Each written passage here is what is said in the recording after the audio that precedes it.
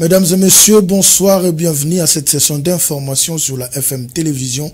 Le plaisir est nôtre de vous savoir nombreux devant vos postes et téléviseurs pour vous informer. Ouvrons cette édition par la présidence de la République.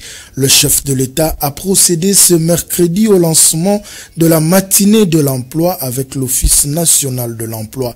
Félix-Antoine Tshisekedi Tshilombo a souligné que ces assises visent entre autres à favoriser l'intersection professionnelle de demandeurs d'emploi en République démocratique du Congo, particulièrement le jeune. Suivons ces reportages de la presse présidentielle. Les chiffres sont éloquents sur la question de l'emploi en République démocratique du Congo. 254 216 personnes, dont 172 867 hommes et 81 349 femmes ont été enregistrées comme demandeurs d'emploi de 2019 à 2023, selon un rapport quinquennal des statistiques du travail publié par l'ONEM. Pour renverser ces tendances et s'inscrire dans la vision du chef de l'État, celle de créer plus de 6,4 millions d'emplois à l'horizon 2028, l'Office national de l'emploi, sous les auspices du ministère de l'Emploi, Travail et Prévoyance sociale, a organisé ce mercredi 3 avril 2024 au Fleuve Congo Hôtel une matinée de l'emploi. Des assises ouvertes par le président de la République Félix-Antoine Tshisekedi Tshilombo autour du thème ONEM pour un partenariat fort et durable avec les acteurs du marché du travail en RDC. Dans son allocution, le chef de l'État s'est dit déterminé de faire de son engagement à créer plus d'emplois une réalité vivante tout au long de son quinquennat. Je suis déterminé à faire de mon engagement celui de créer plus d'emplois, une réalité vivante tout au long de ce quinquennat.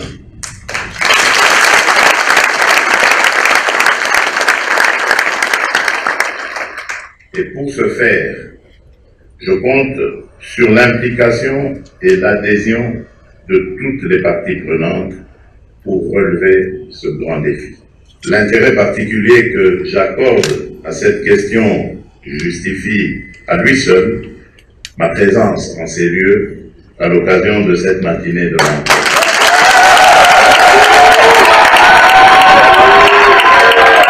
On poursuit avec la réplique du gouvernement, le propos tenu par les cardinals Fridolin Ambongo lors de la célébration pascale le dimanche dernier continue à soulever de vagues. Le porte-parole du gouvernement estime que le prélat catholique ne devait pas encourager les Congolais qui ont rejoint la rébellion pour désactiver le pays.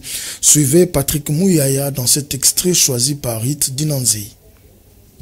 Je veux commencer par les propos du cardinal. C'est des propos qui sont extrêmement graves, venant d'un chef religieux de son acabit. Pourquoi je le dis? Parce que, quelles que soient les raisons, et en plus c'était une messe pascale, la fête la plus importante de chrétiens, quelles que soient les raisons, on ne peut pas soutenir des Congolais qui veulent prendre des armes pour tuer des Congolais pour accéder au pouvoir alors qu'on a fait le choix de la démocratie. C'est inquiétant lorsqu'on se souvient des propos tenus par l'abbé Chollet, je les cite, où on avait besoin d'un courageux. Est-ce que les fameux courageux a été trouvé par l'Église catholique, entre guillemets, parce qu'il ne faut pas faire d'amalgame, et pour qui on a besoin de légitimer, parce que les mots du cardinal, j'espère qu'il fera une clarification, peuvent être perçus comme un encouragement, comme un soutien moral à ceux qui choisissent de prendre les armes pour penser conquérir le pouvoir, alors que nous sommes dans un cycle depuis 2 ans qui veut que nous puissions sortir de cela. Notre ami Liévin parlait d'adhésion massive. Je ne sais pas quel est le contenu qu'il donne dans massif lorsque vous voyez 3-4 individus, parce que nous savons tous qu'il y avait à un moment le RCD. Nous avions vu toutes les têtes couronnées du RCD. Où est-ce qu'ils sont aujourd'hui? Du CNDP. Là, ce n'est pas une rébellion, c'est une agression qui est établie d'un pays étranger. Que des compatriotes pensent qu'il faut se mettre sur celui qui tue d'autres Congolais, sous prétexte que ça ne va pas dans le pays, il y a un véritable problème. En réaction avec cette tension qui plane entre l'Église catholique et le gouvernement congolais, Abel Mukomo pense que le gouvernement n'avait pas le temps de répondre au cardinal Ambongo car il n'a dit que de choses réelles comme l'ont dit ses prédécesseurs. Cet acteur de la société civile estime que le cardinal n'encourage pas la rébellion, mais il est plutôt contre la façon de gérer la République. On l'écoute au micro de Déborah Petit. Le pays ne marche pas à cause de cette prédation. Vous savez, le pays, c'est un groupe d'individus qui s'asseyent, qui se rencontrent et qui partagent les butins de ce pays au détriment de la population. Le pays est en guerre. Mais c'est pour qui nous donnons mandat pour nous défendre. Ils nous volent, ils nous pillent, ils détruisent le pays volontairement. Voilà pourquoi moi je pense que le gouvernement n'avait pas le temps de venir répondre à Ambongo, parce que c'est que le Fridolin Ambongo a dit, c'est ce que tous les Congolais sachent. Il n'est pas le premier à les fustiger. Vous savez, même ses prédécesseurs l'ont fait. Et lorsque vous citez ces gens, les frustrés là, entre guillemets, quelle est la part de la population dans ça? Mais moi j'ai suivi aussi les propos d'Ambongo. Je n'ai pas vu là où il a encouragé les groupes armés.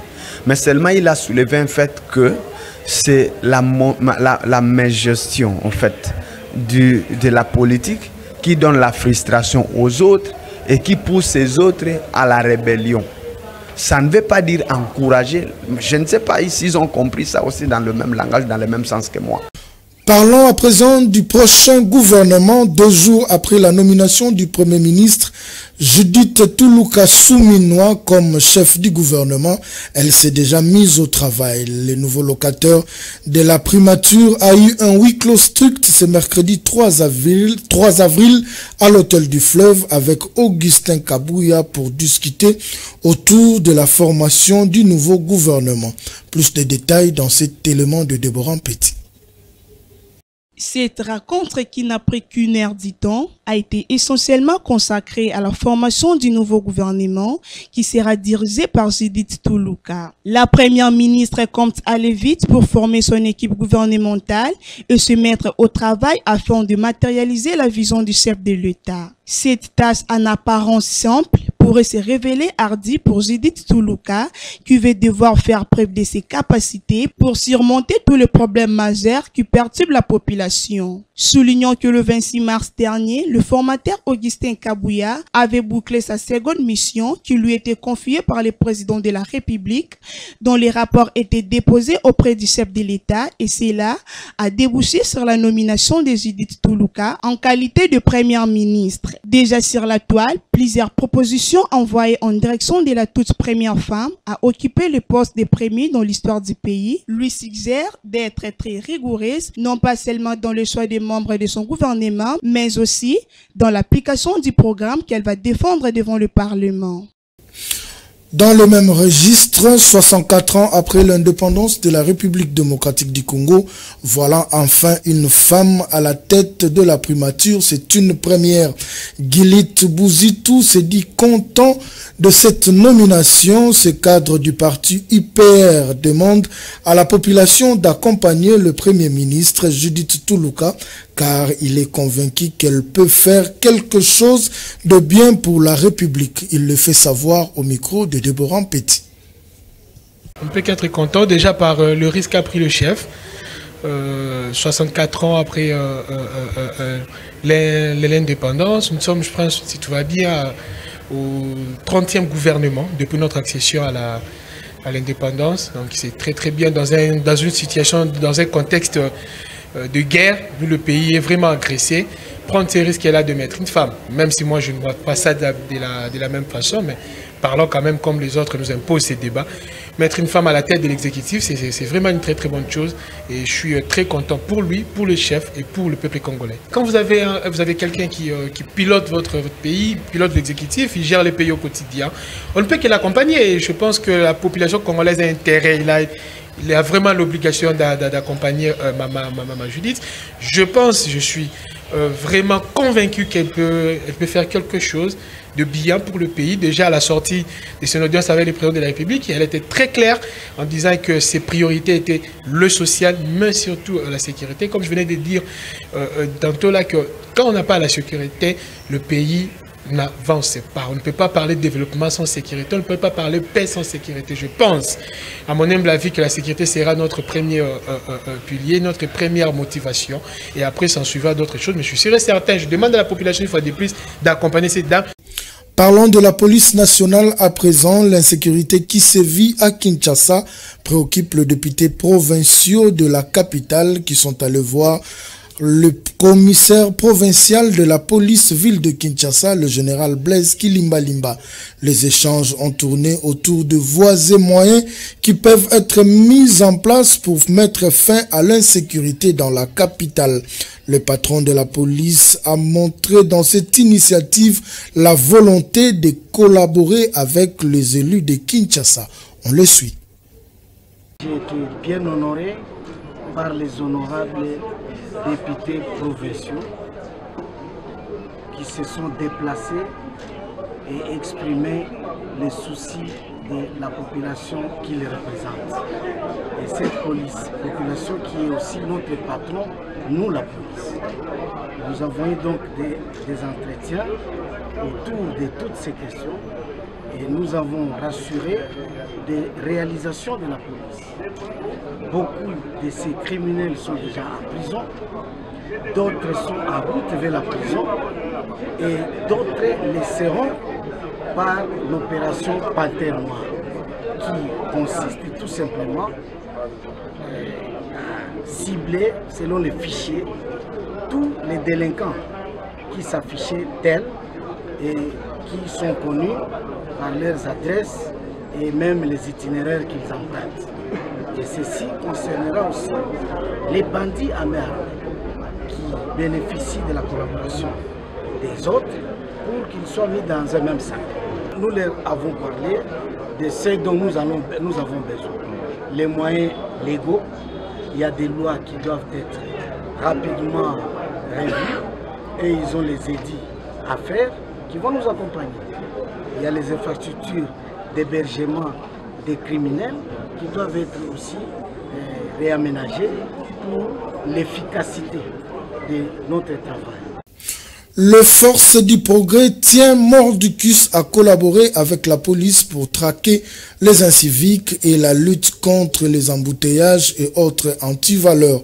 C'est dans ce cadre que le leader de cette structure d'autodéfense ont rencontré le président de la Fondation Maloua, Maître Maloua Billy Cléophas, pour la mise en place de certaines stratégies de travail. Fifi Kalumbwe et Enoch Mafuka. La collaboration entre la police et la force du progrès pour lutter contre les antivaleurs se poursuit sans relâche, ont confirmé les leaders de la force du progrès, entre autres le président Pabamoukini Joël, alias Moselou de l'état-major général de la force du progrès 10e rue Limité, le président Eleva de l'état-major général force du progrès Kingabwa, le président Antibal de l'état-major général force du progrès DGC Barré et enfin la coordination des sages qui étaient chacun accompagné d'une délégation de sa base. Dans le cadre, il y a un dialogue citoyen auto-initié qui bongo avec le commissariat provincial de la ville à Kinshasa, sous la bonne médiation de la Fondation Maloua dirigée par le président Maître Billy Maloua. Toyaki bongo kopé sa suite.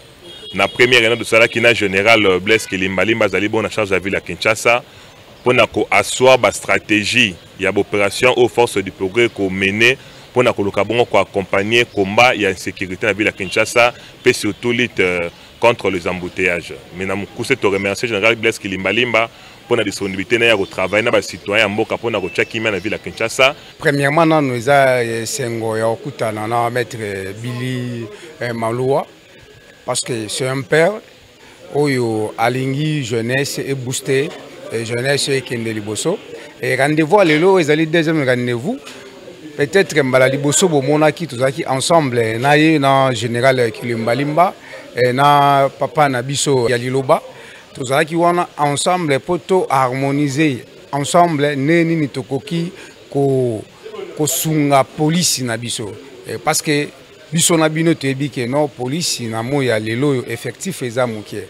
Mais pour police asala musala malamu malamu ezosenga police a travailler en collaboration na civil. Bon, eloko ya mutuya ya liboso ezali kosangana na biso nyonso tu ba base oyo misatu ya minene ya kati ya force du progrès oyo bazali ko gérer du progrès na 4 coins ya ville ya Kinshasa bazali awa komona na biso nyonso tu awa esengo na ngai ya liboso yango wana tozwi ba divergence na biso nyonso tu te à côté po tokutana na kati ya famille ndenge balobi que les linges sales se lavent en famille. Les combats s'est fait à deux volets. D'un côté, la lutte contre les antivaleurs, de l'autre, contre ceux qui salissent les noms de la force du progrès, qui sont également dans les viseurs de cette structure, également de la police. Oignon surtout, ça la désordre, na la belle, il y a force du progrès, et tozoe bisabango, l'air est sonné à Rozonga Nanzela. Soki bazongi Nanzela, police à cause de charge nabango. C'est ça notre objectif. Il y a réunion à l'élo na maître Billy et Maloua. La force du progrès a saisi cette occasion pour féliciter le président de la République Félix Tshisekedi pour avoir nommé à la tête du gouvernement une femme. Mokozamboka Fati Beto a tomboli ba maman Judith vraiment pouvoir oyo Fati Beto moko tombolo a pesio yeba koza maman ba du progrès. De pesio merci, félicitations et puis courage musala kitoko. Signalant que cette rencontre fait suite à celle qui avait eu lieu avec le commissaire divisionnaire adjoint de la police ville de Kinshasa, le général Blaise Kilimba Limba, qui constitue une preuve de l'unité au sein de la force du progrès dont les leaders sont toujours présents. Dans un autre registre, le parlementaire debout de l'IDPS souhaite que dans le prochain gouvernement de la République, pour ce second quinquennat, ait à son sein des personnes capables d'accompagner la vision du président de la République, Félix-Antoine Tshisekedi Tshilombo. C'était au cours d'une matinée politique tenue à la place échangère qu'ils l'ont fait savoir. Fifi Kalumbe Torres Atibou. Conscient du grand défi qui attend les présidents de la République dans sa gestion pour le deuxième mandat, les parlementaires debout de l'UDPS ne vont pas parler d'eau de la cuillère pour proposer des bonnes personnes capables, expérimentées et dynamiques, pouvant aider les présidents de la République à relever ces défis. Nous profitons, n'est-ce pas, de cette occasion, de cette opportunité pour en appeler au président Félix-Antoine Tshisekedi Tshilombo et au ministre, n'est-ce pas, au premier ministre, Madame Judith Toulouka, de pouvoir, n'est-ce pas, très bien tailler l'équipe gouvernementale pour que cette dernière puisse répondre aux desiderata de la population. Ici, n'est-ce pas, l'occasion ou l'opportunité pour nous de pouvoir faire un plaidoyer pour que cette fois-ci, n'est-ce pas, le président Billy Maloua de la fondation, n'est-ce pas, Maloua de FM Télévision, puisse aussi faire son entrée parce que c'est quelqu'un qui a beaucoup aidé le chef de l'État dans son premier mandat. Et puis pour ce deuxième mandat, nous voulons que ces derniers puissent, n'est-ce pas, être bénéficiaires de l'équipe gouvernementale. L'humaniste maître Maloua Billy Cléophas, cité si haut par ses parlementaires debout, qui reconnaissent ses prouesses, ne compte pas tarder à pouvoir les reconnaître par un titre honorifique qui démontre la valeur de la personne. Et puis nous, les parlementaires debout de l'IDPS, nous décidons de pouvoir les remettre les prix Docteur Etienne Tshisekedi Wamulumba par rapport à ce qu'il a fait, par rapport à son soutien à l'égard du président Félix-Antoine Tshisekedi Tshilombo. Cette matinée politique des parlementaires debout détermine l'œil grandement ouvert de ces derniers vis-à-vis de la gestion de la République qu'ils souhaitent toujours le meilleur. Bouclons cette édition par cet élément de société, les travaux de construction de l'avenue Lumumba au quartier Kingabwa dans la commune de Limete sont aux arrêts depuis plusieurs mois. Cette situation inquiète les habitants de ce coin de la capitale. Plus de détails dans cet élément de Jancy Elengue. Les travaux de construction de l'avenue Lumumba au quartier Kingabwa dans la commune de Limete marchent à pas de tortue. On constate les engins en panne, des caniveaux encore en construction mais remplis d'immondices. On peut voir l'image d'un chantier abandonné alors que nous sommes déjà à plus de 8 mois du lancement des travaux, comme l'expliquent ses habitants.